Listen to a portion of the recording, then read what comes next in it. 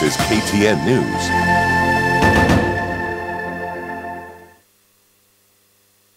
Na mkatibu, asante sana kwa kuitikia wito wetu na kuweza kuzungumza nasi kuhusiana na masuala ya wafanyikazi. Swali langu la kwanza kwako ni, je, vyama vya wafanyikazi vimeweza kutekeleza majukumu yake ya kutetea maslahi ya wafanyikazi? Mimi naweza kusema tumepiga hatua kubwa. Wacha kutekeleza peke yake, kutekeleza kwa kizungu is implementation. We are past implementation. Tumepita hiyo stage ya kutekeleza na tukapiga hatua kubwa sana.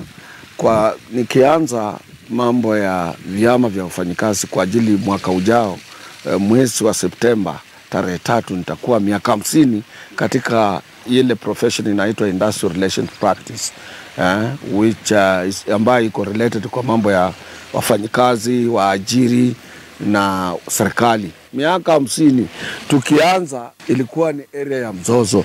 Kupata kila kitu lazima watu waende kwa mgomo. Pili, hatukukuwa na sheria ambazo zinaweza kukava, zinaweza kuangalia kila area ya mambo ya kazi ama mambo ya utendakazi. Sasa tulikuwa na shida sana siku hizo za zamani. Pili, ilikuwa ni sisi kwa sisi pia, sisi kama viongozi tunazozana kila wakati. Sasa inakuwa ni vigumu kwa hudumia wale ambao wametupatia mandate ama wale wametuchagua na wakatupatia jukumu la kuwawakilisha. Sasa hivi tumepiga hatua, tunaendesha vyama vya wafanyikazi kwa njia ya kisasa. Njia ya kisasa inamaanisha njia ya kiprofessionali. Tumeleta utaratibu wa kisayansi, sayansi ya majadiliano, sayansi ya mafikiano, sayansi ya kuingilia na approach gani ambayo wewe utafanya ili upate njia muafaka ya kumengage ama ya kuweka yule mwajiri kwenye meza, aketi chini na upate kitu kutoka kwake na ubebe umpe mfanyikazi. Hiyo njia ni lazima uiangalie kwa undani, na kitu kimefanya tufanye hivyo ni mambo mawili. Kwanza ni elimu. Hii uongozi wa vyama vya wafanyikazi ni kama kazi nyingine yoyote ya ambayo ni professional. Ni lazima ujibidishe elimu kwa kiundani, kuangalia ni mambo gani inayoweza kuleta uhusiano mwema katika viwandani. Kwanza ni lazima ujue sheria zote ambazo zinahusu wafanyikazi. Pili, ujue zile sheria ambazo zinalinda nyinyi kama viongozi wa wafanyikazi.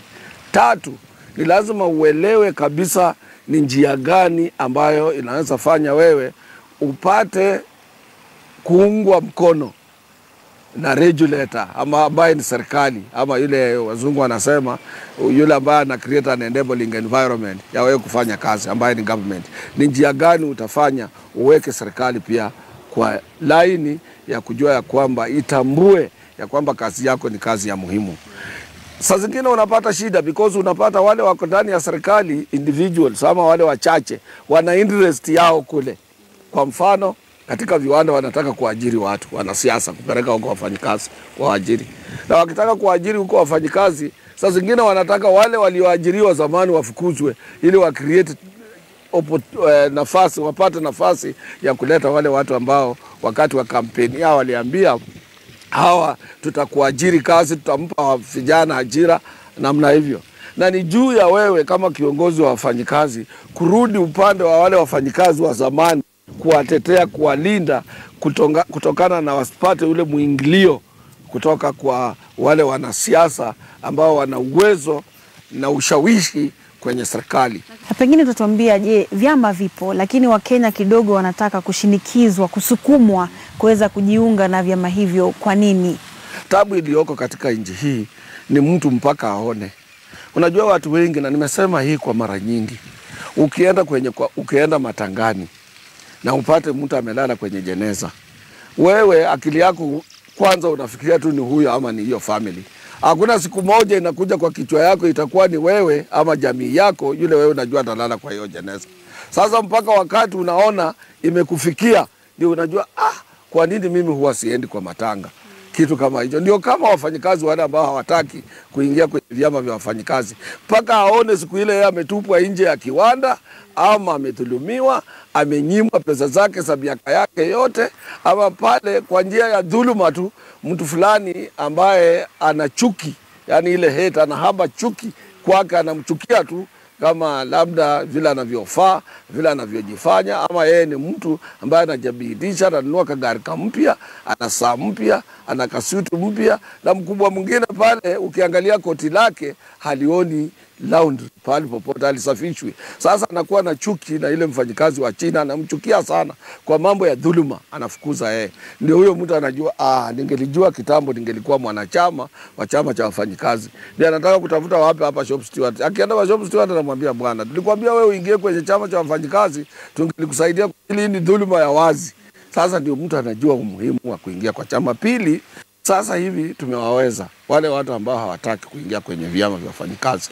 Kuna sheria inayosema ya kwamba tukifikiana katika majadiliano na mwajiri na tupate mkataba wa nyongeza ya mshahara, ni lazima yule mtu ambaye sio mwanachama na anatakana apate hiyo nyongeza ya mshahara, arrears na kila kitu, ni lazima akatwe zile pesa zinaitwa, zile pesa ambazo tunatoa kwa wale watu ambao sio wanachama wa chama, wale ambao ni free riders na nini, watu kama hao. Unaona, kuna zile pesa ambazo wanafaa wakatwe, walipe kama wanachama, hizo pesa za aina hiyo. Wale watu ambao wanaishi katika viwandani na majadiliano inaendelea, kazi yake ni kungojea kwa dirisha kusema, je, wafanyikazi wameongezwa pesa ngapi?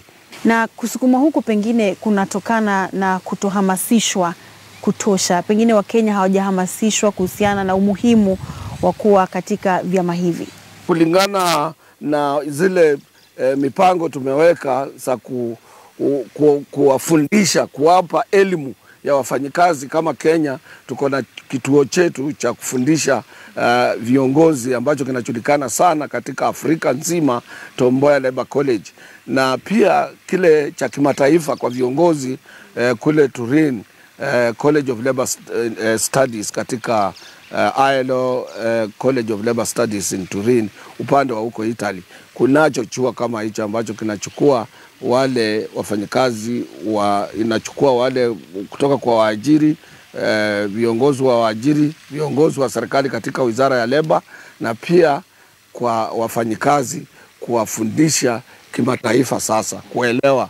Na wale wafanyikazi wa mashinani sisi tunafundisha katika Tom Mboya Labour College, na pia tuna ile programu yetu ya KOTU inaitwa Study Circle Program, ambayo tunafundisha wafanyikazi viwandani kujua uhusiano wao kati ya yule mfanyikazi wa kawaida shop na shop, kati ya yule mfanyikazi anaitwa shop steward ama mwakilishi wa mashinani, pamoja uhusiano wake na yule mtu anaitwa supervisor ama yule manager wa kwanza, first line managers, vile wanavyoweza kuwa wanahusiana ndani ya kiwanda. Na pia akiwa na malalamishi, ni njia gani muhafaka anaweza kuweka malalamishi yake na yasikizwe, yaonekane ya kwamba yako factual ama yana maana ya kusikizwa na muajiri. Wakikosana na muajiri wake, ni hatua gani ya pili yeye atakayochukua ambayo itakayomwezesha afike kwenye tawi la chama chake.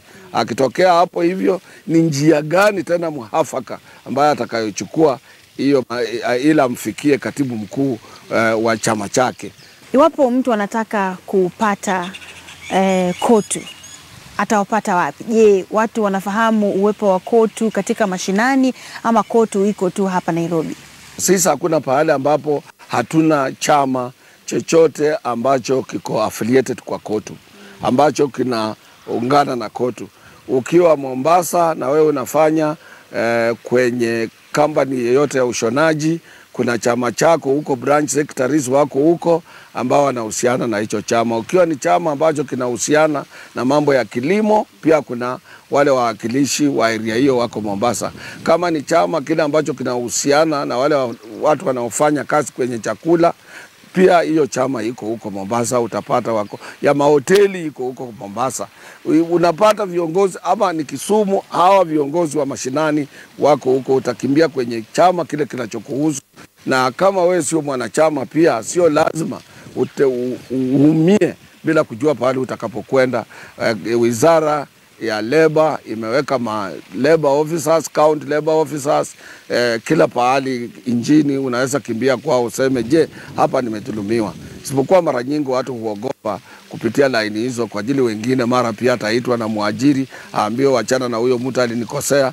Na hii mambo ya rushwa ambayo mimi nalia kila siku, mtu wa Labor apate kitu kidogo anawacha huyo mfanyikazi njiani. Ndio kwa sababu sisi huwa tunawaambia wafanyikazi wajiunge na vyama vya wafanyikazi kwa ajili branch secretary ila tahakikisha ripoti yake imefikia general secretary. Kama wamekosana na muajiri, general secretary atafanya kila juhudi ya kuona ya kwamba kesi kama hiyo imefika kwenye mahakama ya viwanda.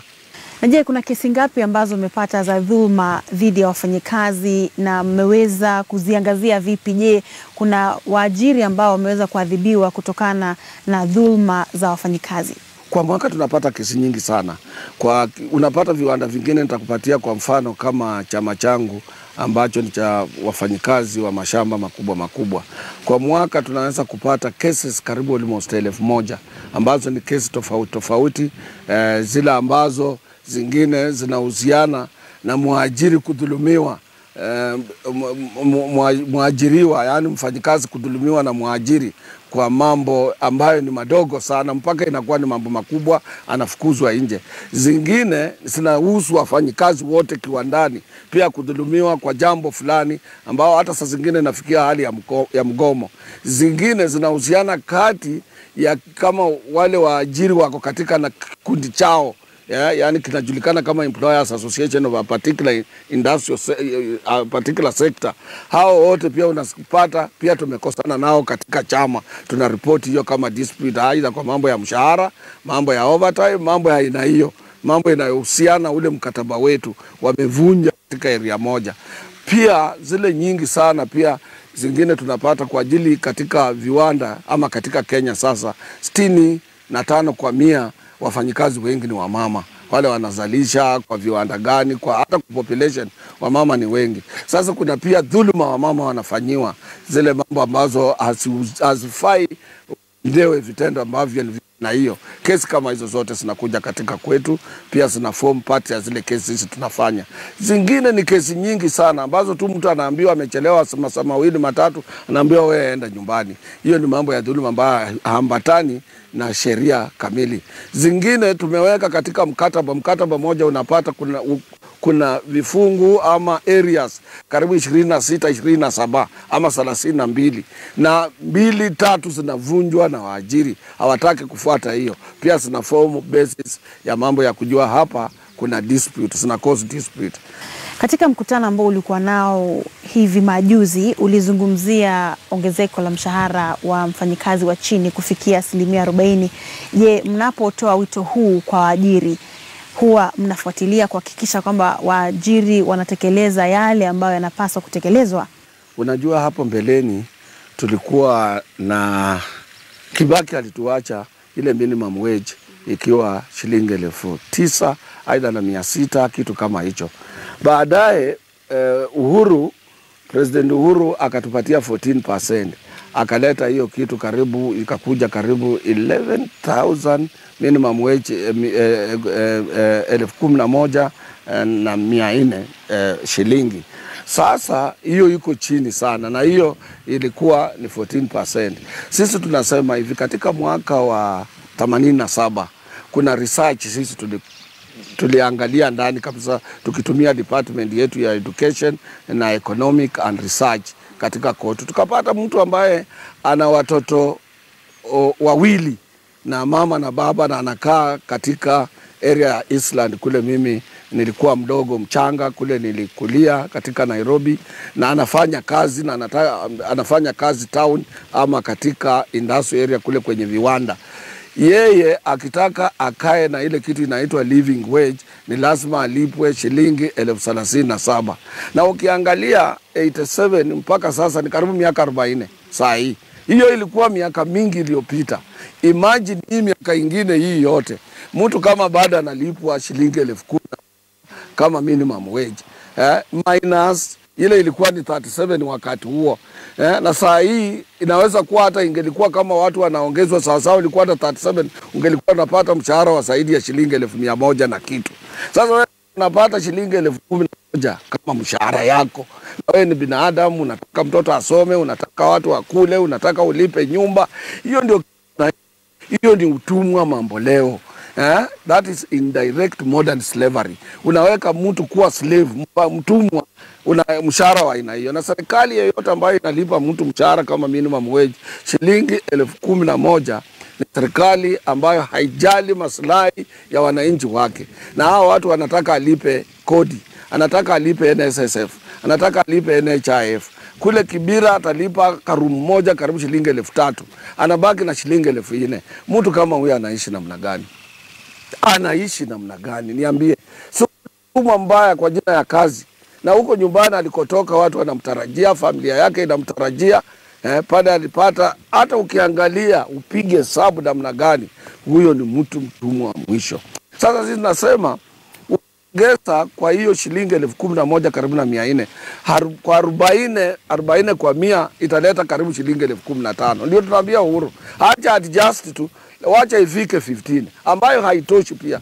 Lakini minimum wage, mshahara wa kuanzia kwa mtu wa chini ambaye hana kitu chochote, anafanya kwa Ramchi Kanji, anafanya kwa Patela, anafanya kwa Makoha, anafanya kwa kiwanda fulani cha kutengeneza mchanga ya kujenga, ama kwa kazi nyingine yoyote, awe na minimum mshahara wa shilingi 15,000. Alafu hapo anaingia katika chama. Alafu wale wana negotiate kwa jini, sisi katika CBS zetu tumemove huko. Hii minimum wage ni wale watu ambao hawako kwa chama chochote, hawako na kitu chochote, hawana kitu chochote, hawana mtu yeyote ambaye anaweza kuangalia maslahi yao.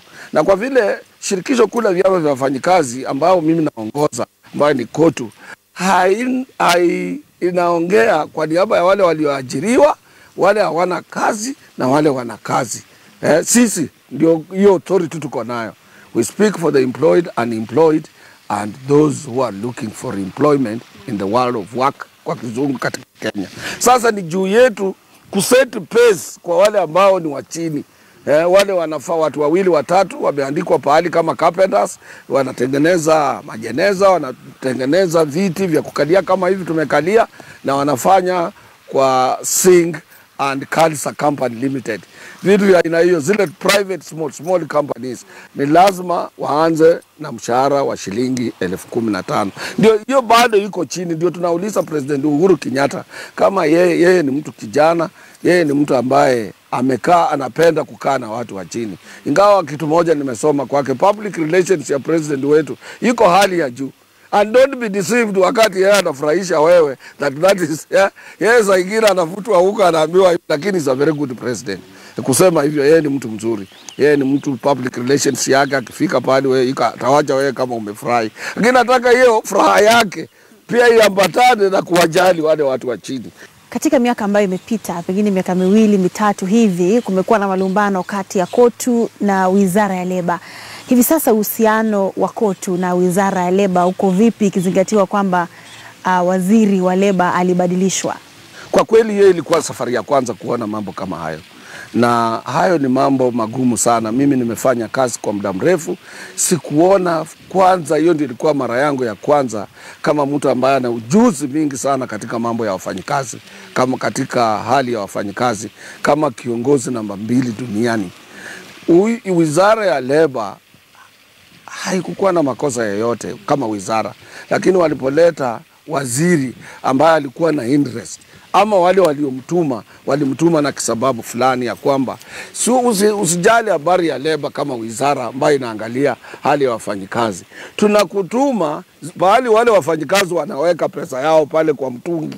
Hapo ndio wewe unaangalia. Hiyo ndio ilikuwa makosa yetu kati ya sisi na yule waziri aliyekuwako, because mandate yetu ya kwanza kwa wafanyikazi ile tunapatiwa tulinde ile pesa yao, ili mtu akistaafu akienda kwa retirement hawezi kupata fedha zake na aende nyumbani, because hatafanya kazi mara nyingine.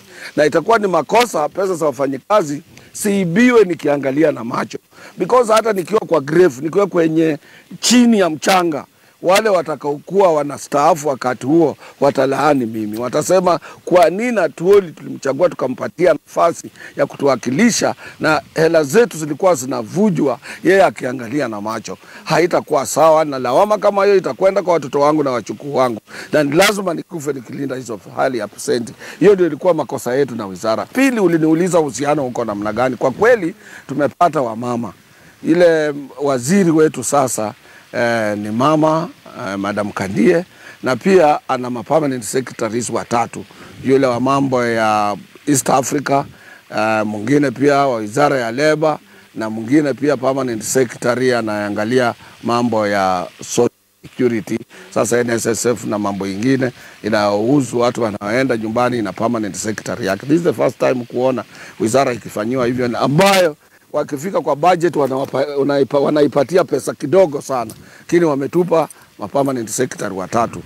Sawa, tumewakaribisha na wote ni wamama, na ninafikiri mama yeyote huwa ni mtu ana maono ya mbele, akiwakumbuka watoto wake, anajua ni lazima kama ni kuwawekea chakula awawekee, kama ni kuwawekea mipango mwafaka ni lazima awawekee, na ikifika mwisho kama bwana yake ama yule mmewe hawezi kuangalia hayo majukumu, anamwambia kwa heri. Kwa hivyo tunajua hawa wamama watalinda hela na fedha na maslahi ya mfanyikazi wa kawaida vile wangeliangalia maslahi ya watoto wao.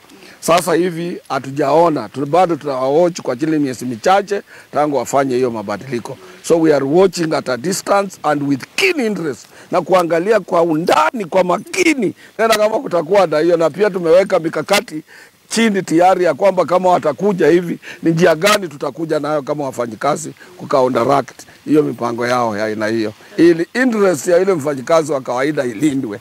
Na katibu, vyama vya wafanyikazi vinahusishwa mara nyingi na siasa. Kuna wale ambao wamekuwa kwenye vyama hivi na wamejiunga na siasa kama vile marehemu Muchai, Akumu, Mboya. Je, Wakenya wanauliza, je, katibu anapania kujiunga katika siasa, na iwapo anapania ni lini na ni katika wadhifa upi? Mimi siasa za kawaida katika nchi hii nimeshinda. Mimi nimeshinda kuwa mbunge, mimi nimeshinda kuwa MCA. Kwanza nianze na MCA. Nimeshinda hiyo cheo, nimeshinda cheo cha mbunge, nimeshinda cheo cha governor, nimeshinda cheo cha senator, nimeshinda hizo vyeo vyote. Mimi kama nataka kuenda siasa, mimi naweza kuenda hata siwezi kuwa deputy president. Naenda kwa pale naweza ku make a decision for the nation. Unaona? Na hiyo sitaki pia kwa sasa, kwa ajili siko ready kusema nataka kuwa president wa Republic of Kenya. Ndio kwa sababu mimi sitaki kuenda katika siasa, nimewaambia. Na hata niliwaambia wasinisukume, because ukinisukuma niende kwa siasa hasara itakuwa kwa wewe ukiwa kwa kiti. Because yangu itakuwa bavu ile ya kusema huyu ni Mbaluya, because Kenya's politics is pegged kwa ethnicity. Mimi nitapata kura kutoka kwa Mkikuyu. I will be the first person kupata kura kwa Wakikuyu almost wote, ama watu wa Mombasa wote, ama Wajaluo hata watapigia mimi, watamwacha Raila. Wakikuyu itakuwa ni kitu ya ajabu ile mtu hajaona. Nikisema niingie kwa siasa mtu ani provoke niingie, itakuwa ni kitu itakuwa ni mambo ingine. Hata utashangaa hawa wanasiasa wa sasa watakuwa wanawachwa kwa jukwaa peke yao. Hiyo niko na hiyo vision, I can do it. Can mount ile campaign haiwezi kuonekana. Lakini nitawachia nani huyu? Mfanyikazi wa China aliyenipa mandate. Kwa hivyo nikaona Mungu alinipa line yangu ya uwakilishi wa wafanyikazi. Na nisiwe provoked kusema niende huko. Najua wananidharau, wengi wananidharau, lakini hawana historia huyu Atuoli ni mtu wa aina gani. Na pengine mwisho, katibu, kuna wale ambao pengine wangependa kusema kwamba umekawia sana katika muungano huu wa KOTU. Unasema, je, bwana Atuoli atastaafu lini? Je, maoni yako ni yapi? Unastaafu ama wewe umekatalia tu hapo? Wenyewe wanasema usitoke kwa ajili wewe, sisi ndio tulikuweka pale. Wacha hiyo. Kwa chama changu juzi tulifanya uchaguzi mwezi ya Januari. Tuliambiwa tuende kwa election, tukaenda kwa election. Nikauliza wafanyikazi wale delegates 120. Nikamwambia nimefikia kiwango, nimewasafu tamu 3 4. Mimi nataka kuacha hii. KOTU nimesafu tamu 3, hii itakuwa ni ya 4. Mimi nataka sasa, nimefikia pahali mchague kwa ajili nimetrain watu hata KOTU Kwangu walinifukuza wakaniambia kwenda Nakuru ngojee matokeo. Hata my colleagues wana believe mimi, wanasema mtu ambaye hawezi kuongwa ni Francis Atwoli. Haongwi na yeye haongani. Sasa hiyo imeingia katika imeingia kwa vyama vya uongozi wa vichwa vya wafanyikazi, imekuwa ni ngumu, na nimewaambia kwa chama changu nimewaambia this is the last term. Aidha wanipende wasiponipenda, pia nataka nipate nafasi ya kupumzika.